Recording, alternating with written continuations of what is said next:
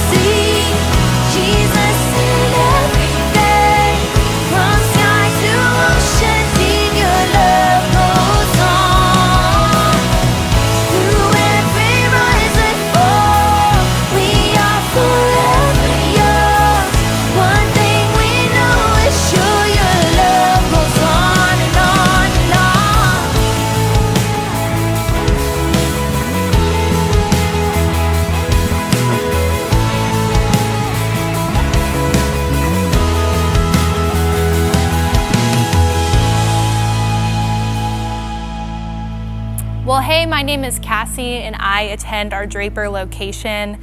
We've been on a journey the past 6 weeks to talk about what does it look like to have joy. And our hope for you is that in our series that we've been in, you've found that following Jesus doesn't mean that it has to be all devotion, all obedience, and no fun. But instead, we actually get to have delight in our journey with Jesus. So Pastor Eric, he's going to talk more about that today, but you're gonna wanna stick around until the end because I am gonna show you a sneak peek of our new series that we're gonna be starting next week.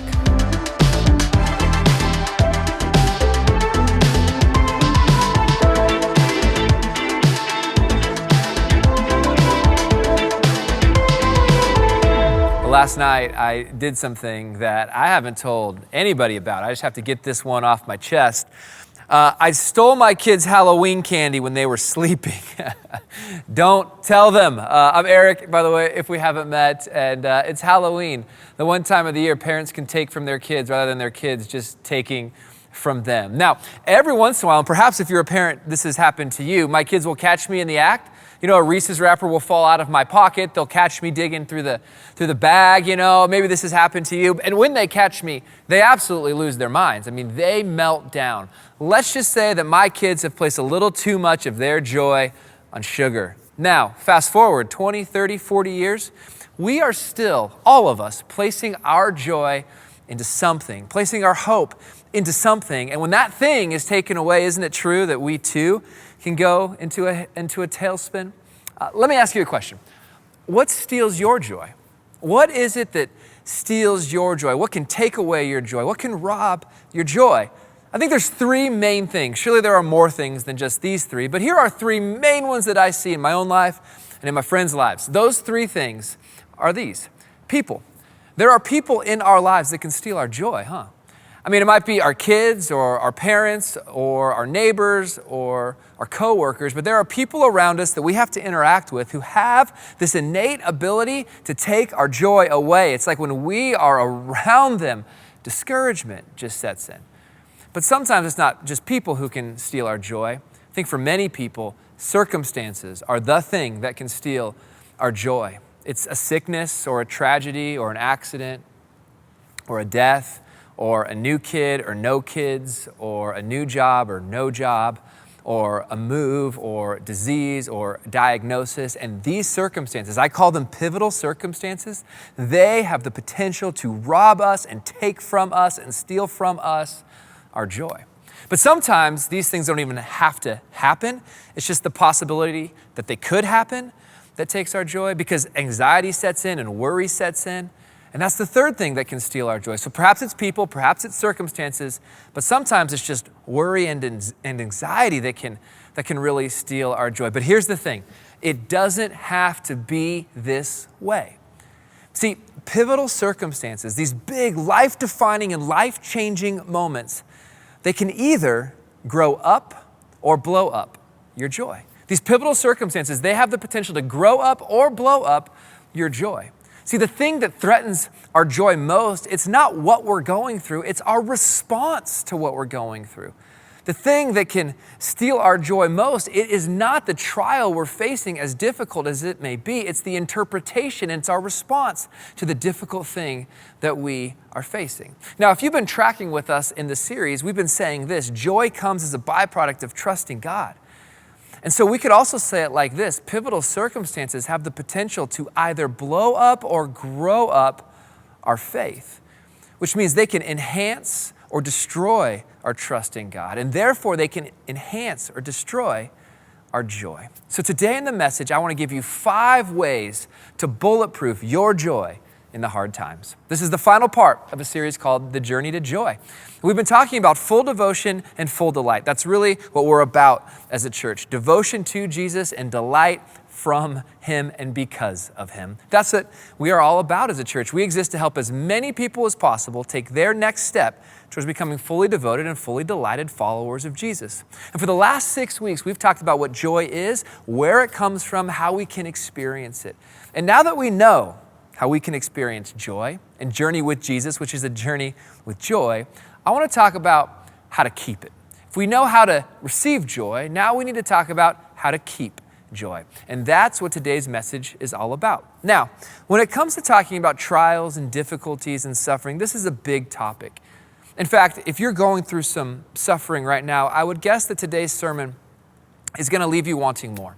And if that's the case, I want to encourage you to check out a previous series we did where we dive much deeper into the conversation. It's a series that we did in the spring called Why Me? And you could check out that series and investigate more, because in Why Me, we answer the why question. Today in the message, I'm answering the how question. This is not a message on why suffering. It's a message on how to go through suffering and how to bulletproof your joy. Now, when it comes to our lives, you can't go very long in life without meeting somebody who went through one of those out of the blue, never want to go through it, never expected it type of situations, and they come out on the other side with rock solid faith. I mean, they went through the diagnosis, they went through the knock on the door, they went through the doctor walking into the waiting room. I mean, they went through the tragedy, they went through the funeral and came out on the other side with stronger faith. I've met people like that. Perhaps you have too. But I've also met people who have gone through the exact same thing and came out on the other side saying there is no God. See, they go through the exact same circumstance, the exact same difficulty, but they come out on the other side with a completely different interpretation of that thing. How does that happen? Well, it's because of this. It's not the circumstance that does that to us. It's our interpretation of the circumstance that defines for us which way we will go. So pivotal circumstances, they can either grow up or blow up someone's joy and someone's faith in God. And there are a lot of Christians who think this: God is out to make my life better, easy, good. The God is there and he's going to make my circumstances just the way I want them. He's there to bless me. He's there to bless my circumstances. And if I've been a good person, then my circumstances should be good. And if my circumstances aren't good, perhaps I've been a bad person. I better work harder to please God all over again. But this is not a biblical worldview. By the way, if you have that view of the world and that view of God, circumstances are guaranteed to blow up your trust in him. But there's a different way, a better approach to looking at trials. And I want to talk about those now. So if you have a worldview that says God's your butler or your genie or the one who's going to just kind of clean some things up in your life, you will fight against your trials. You will fight against your trials. You will fight against the New Testament, and you'll probably fight about what we're going to talk about today. But I hope that you might hang with me to see a different way to go through trials, a way that can bulletproof your joy in the midst of them. So we're going to look at 5 things, and we're going to start with what Jesus once said.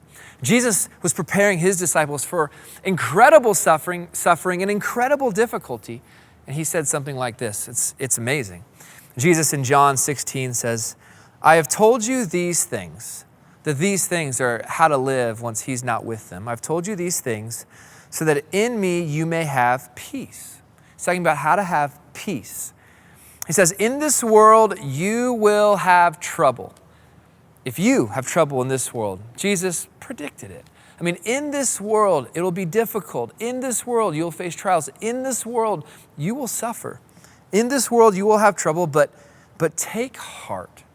Take heart means take things to heart. Keep things inside of you. Peace, essentially. He says, I have overcome the world. I have overcome the world. So Jesus is clearly underlying this truth for us, that life will be hard. Hardship will be a normal part of our lives, but at the same time, he tells us to take heart. Take heart means to have a perspective of the way you see the world that allows you to go through difficult things in the world, but still have peace. He's saying your peace doesn't have to vanish. Your joy doesn't have to vanish the moment you go through something difficult. He's saying it's going to happen. You're going to face difficult times, but you can take heart. You can still have peace. To which we would say, Jesus, how? How can I have peace in the difficult times? He says, because I've overcome the world. And in the moments in which the world seems to have overcome you, remember, I have overcome it. And when you have that perspective, when you take it to heart, you can press on with him. See, one of the lies that the world offers to us, culture offers to us, is this: we can find all we need for satisfaction here and now. That's one of the lies that we're presented with every day. And that lie is often disguised by our good circumstances. Our good circumstances can hide that lie because our good circumstances seem to tell us we can be satisfied here and now. So when the good circumstances go away, the lie that this world can satisfy, it's exposed. But it's actually a gift because it reminds us of the reality that this life, our circumstances here and now, aren't going to actually satisfy all that we need. So trials and suffering, they can be a gift. They gift us a picture of reality that in our circumstances, we will not be satisfied. So the first point I want to make is this: bulletproof joy isn't surprised by trials. Bulletproof joy is not shocked, not caught off guard by trials in this life. Jesus says we are going to have them. And this is important because your expectations of the way the world should be and your expectations of your life will help you interpret what you're going through, and they will help you experience what you're going through. Your expectations will shape your interpretation and will shape your experience of all that's in front of you. 2 weeks ago, actually, we were in Disneyland as a family. It was awesome. I know some of you love Disneyland. And while we were there were some very entertaining things. But the most entertaining thing was the people that were there. The people watching in Disney, top notch. There was this one point where this family lost it right in front of us. I mean, there's nothing quite like spending thousands of dollars on a vacation to fight with your family in public. But this one family, they were trying to get into this line, and this guy starts shouting at this lady. He's like, "Karen, Meredith," whatever her name was, "you abandoned us back there." And they have this fight right in front of us. And I was preparing for moments like that as we went to Disney. See, when you prepare for the long lines, the sore feet, and the high prices, you're going to be able to endure them a whole lot better than if you don't. I was prepared for the trials of Disney, and Jesus is preparing us for the trials of life. We are going to face them. He was preparing his followers for trials in life because those trials are actually part of his plan for our life. God can allow trials knowing that trials will do something good in us. And James explains that next. So I want to look at James now. If you don't know who James is, he was the half-brother of Jesus. He was a very influential leader in the first century church. It was the resurrection that convinced him that Jesus was worth following. And James would write to a group of persecuted Christians. I mean, those facing incredible trial and incredible suffering. He says this: "Consider it pure joy, my brothers and sisters. Consider it pure joy whenever you face trials of many kinds of trials." I mean, difficulty with family, difficulty because of your faith. In the first century, persecution from the Roman government, isolation, abuse. I mean, trials of many kinds, he says. And here's why. Because you know, that's a thinking concept. You know that the testing of your faith produces perseverance. So that going through this, it can lead to something of worth inside of your life, perseverance. But there's more. Let perseverance finish its work so that, we're going to see that phrase again, this "so that" is a purpose clause. This, so that this leading to this. He says, so that you may be mature and complete, not lacking anything. This is an incredible passage. It's not just that we'll have trials, it's that we can be joyful about them. See, God is more concerned about shaping us, shaping you, than shaping your circumstances. And He knows that in the midst of our trials, we can grow. And let me explain that. When you go through something that you've never been through, and you go through it trusting God, then your trust in Him can grow to a place that it's never been. Well, let me kind of say that again because I really want it to sink in. When you go through a new and difficult trial and you go through it still trusting God, you are going through something you've never been through, but you're doing it and you're trusting God in it, which means your trust, your faith in Him can grow. It can go to a place that it's never been. So if joy is a byproduct of deep trust in God, and difficult circumstances can deepen your trust in God, then difficult circumstances actually lead to deeper joy in us. This means that our trials can actually be for our joy. Now, when I read James, there's always something that sticks out to me, something that didn't sit well with me for many, many years, and it's this idea of testing. I mean, when we read this, trials are testing you, it sounds like God is like some professor giving us a midterm test halfway through the year that we all know, come on, how are we supposed to pass this? You know, are we supposed to pass the test and get a good grade with him? And if we pass the test and get a good grade, he'll take the trials out of our lives. Is this what this idea of testing means? In James, testing means something different. See, this idea of testing, it can mean two things. I think you know this is true in our lives. This idea of test can mean two things. There are two kinds of tests in life. The first test is a test to prove myself. The second test is a test to understand. So there are tests where I prove myself, and there are other tests that help me understand myself. The first type of test is the test you took in school. It's a test you take to get your license. I failed that test the first time, by the way. This is a test where I can pass or fail, and I better be good enough to pass. But the second type of test is different. It's a test to understand ourselves. These are the tests you take on Facebook to help you, see which Star Wars character you're most like. These are the Myers-Briggs test, the Enneagram, the DISC test, okay, the StrengthsFinder test. These tests are not designed to give us a right or wrong. These are tests that help us understand who we are. Now, for many years, I just couldn't stand the idea of God testing me. It just never sat well with me. I didn't know why he was testing me to see if I was worthy. Some of you grew up in religion, and it felt like a constant test that you had to try and pass for God. And of course, if you got sick of God's pop quizzes and his tests, you would probably drop out, right? I mean, who would want to spend time in a religion like that, constantly taking tests from God? I don't want to be a part of that. But then I discovered something. God already knows me. He already knows you. He's not testing us to see if we're going to pass some test with him. These tests actually help us understand where we are at in our relationship with him. So in James is talking about the second type of test. These trials help us understand where we are at with God. They kind of identify for us the status of our relationship with him. It's a status update. And so I want you to think of the trial that you're facing right now. Whatever it might be, big or small, what are you facing right now that's a challenge? I want to think about how you're going through it. And I want you to think about this. What are you learning about your trust in God because of what you're going through? See, if what you're going through is really testing your faith, you can learn something about you in the midst of what you're going through. And if there's a gap in your love for God, and the test is exposing that, then the trial is actually a gift to help you see what next step you could take in your thinking and your believing and your feeling even, so that you can close down the gap, trust him all the more. And therefore, the trial that we're going through, that is a test, not a test to pass, but a test that will help you understand you, is a gift that drives you deeper into your joy.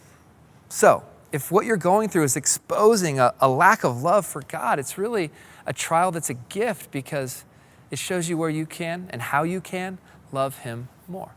So bulletproof joy is fueled by, and this is so important, we see this from James, it's fueled by truth. He says, consider it. That's a thinking term. That means think well. Bulletproof joy requires good thinking. It means thinking about what's truth. Truth like God isn't angry with me in the middle of what I'm going through. Truth like this, because of what I'm going through, it doesn't mean that God doesn't exist. Truth like this, in the midst of my difficulty, I need people around me. See, if we're going to have bulletproof joy, we have to think well. Thinking that's not hijacked by our emotion, which is one of the hardest things in our pain because pain hurts so bad. But what happens is that pain, that strong emotion can hijack our thinking. And then we think incoherently about the world and about our suffering. So if we're going to have bulletproof joy, we have to think well. Bulletproof joy is fueled by truth. And the truth of the matter is this: God has your best interest at heart. And therefore, he can leverage the difficult things we are going through to help us mature so that we are lacking nothing, as James said, experiencing his joy. Now, there's a phrase in endurance sports like cycling and running, that's always stood out to me. It's this phrase right here. It doesn't get easier, you just get faster. Or it doesn't get easier, you just get stronger. Meaning, if you're climbing a hill on a bike, it's probably gonna hurt the same every time you do it, but you might get stronger and faster as you go through it. And I think this is a great way to think about suffering. I don't know if it ever gets easier. In fact, I don't think it does. However, every time we go through difficulty, our faith can grow stronger. Our trust can grow deeper. And if joy is the byproduct of great trust in God, then every time our trust grows, our joy grows as well. I don't think going through hard things with God makes it any easier. I don't think it gets any easier. I just think our faith can grow, which leads to growing joy. So the finish line of our trial isn't the trial necessarily gone. The finish line is joy maximized. So we've looked at what John has said and recorded for us about what Jesus said about our difficulty. We looked at what James has said. Now I want us to look at what Peter said. Peter was there the day that Jesus talked about the difficulty that was coming, and Peter would later say this. He says, in all this, all the trial, all the difficulty, in all this, greatly rejoice. Rejoice in all the difficulty. Though now for a little while you may have had to suffer grief in all kinds of trials, these have come so that the proven genuineness of your faith, of greater worth than gold, which perishes even though refined by fire, may result in praise, glory, and honor when Jesus Christ is revealed.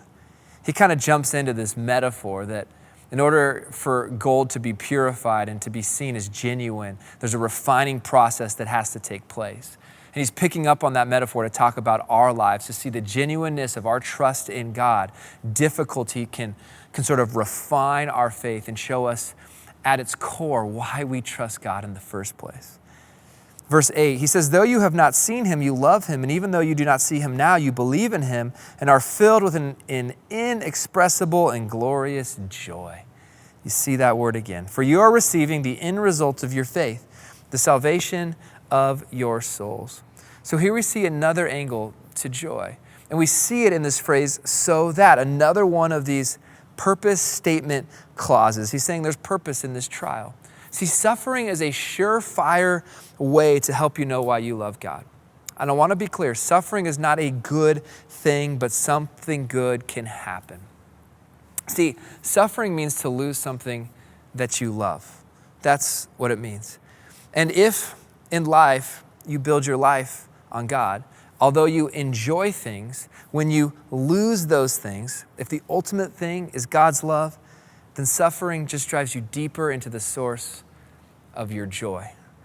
See, if there's something in life that you love that is keeping you from loving God, then a trial, even the loss of that thing, can leave you with only God. And therefore, that difficulty that leaves you with only God drives you deeper into the source of your joy. And if that happens, suffering refines us. It shows us exactly why we trust God in the first place. And when we trust God for who he is, not what we get from him, because what we thought we got from him was taken out of our lives, then we're left with him alone. And that is genuine faith. And that's what Peter is talking about. So only when you are okay with serving God for nothing are you actually loving God for who he really is. And if suffering takes away something that you love, it drives you deeper into your deepest source of delight when you still trust God. So here's what I want you to see. Bulletproof Joy is focused on growth. It's focused on growth because once again, when life puts you into a situation you've never been through, you can trust God in it and your faith in him can grow to a place where it has never been. So, Bulletproof Joy. It's not surprised by difficulty. It's fueled by truth, good thinking, and it's focused on growth. That my relationship with God can grow as I see him for who he really is, and therefore my joy can grow. But there's two more things I want you to see. Let's look at the book of Hebrews. The author of Hebrews says this, for the joy set before him, that's Jesus endured the cross, scorning its shame, and he sat down at the right hand of the throne of God. What he's saying is that Jesus went through the trial of the cross for us. with joy, knowing that love required it. So, bulletproof joy is founded on the gospel. It's founded on what Jesus has done. Listen, when you measure God's existence based on your circumstances, when you measure God's existence based on your circumstances, and your circumstances are rough, you are almost guaranteed to give up your trust in God. But when you measure God's love not by your trials, but by the trials that Jesus went through on your behalf, you can go through trials thinking about the trial Jesus went through, and therefore these trials don't have to blow up your faith. They can actually grow up your faith. You will no longer use your circumstances to evaluate the reality of the gospel. You will use the reality of the gospel to evaluate your circumstances. And so bulletproof joy, it's founded on the gospel. It says, look at what Jesus went through with joy. Now look at what I can go through with him with joy. One more thing. We see this from John. In the book of Revelation, he says, that's God, one day God will wipe every tear from their eyes. There will be no more death or mourning or crying, for the older order of things has passed away. This is how the Bible wraps up the book of Revelation. He's saying someday there will be a day where every tear is wiped away, no more death, no more mourning, no more suffering, no more difficulty, no more hardship. What John is saying is that the best, it really is yet to come. Not here and now, but in the future. And maybe it's because we enjoy so much of God's kindness now that we're tempted to think that our best is here, but it's not. Suffering reminds us that God promised us a future in heaven where there's no more pain and no more suffering. So the fifth and final part of bulletproof joy is this: bulletproof joy is full of hope. And even if the trial that you're going through now were to kill you, you would still win. Because Jesus has already overcome the world. He has torn a hole in death itself. And even if life tries to put a bullet in us, we can remember that Jesus has put a bullet in this world, and therefore we can have hope. So bulletproof joy, it expects trials. Bulletproof joy, it's fixed on the truth. It's focused on growth. It's founded on the gospel, and it's full of hope. And when you go through your hardship, your difficulty with those 5 things in mind, you can go through it and not see your joy stolen away, because your joy has been stored away. It's you taking heart because Jesus has overcome the world. Now, real quick, I snagged this on the way in today from my buddy Mike. This is a bulletproof vest. We're talking about bulletproof joy. So I thought to myself, what does a bulletproof vest do? A bulletproof vest allows somebody to walk into a dangerous situation where there are threats and yet have a line of defense. And that's what we're talking about with the things we're talking about today, that there is a way to walk into the difficulties of your life with a defense. Now, by the way, people have told me that if you get hit with a bulletproof vest on, a bullet hits you, it's gonna hurt, it's gonna leave a mark. It could break some ribs. There will be pain, but you will still live. Someone told me it's like getting hit with a 100-mile-per-hour fastball. I mean, it is gonna leave a mark. I mean, you will feel it for some time. But the point is, you can still keep going. And when you go through difficulty with the 5 things in mind that we've talked about, it can bulletproof your joy. It will hurt. You'll take a hit. All right, you might move slowly through the pain, but you can get through it because your joy has been made bulletproof through your thinking, through the gospel, because of what Jesus has done, because of what he will do. Hope.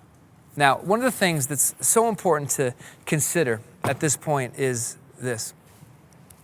If you aren't a Jesus follower, you will still face trials. But I think the reality is that your joy is then exposed and vulnerable in life.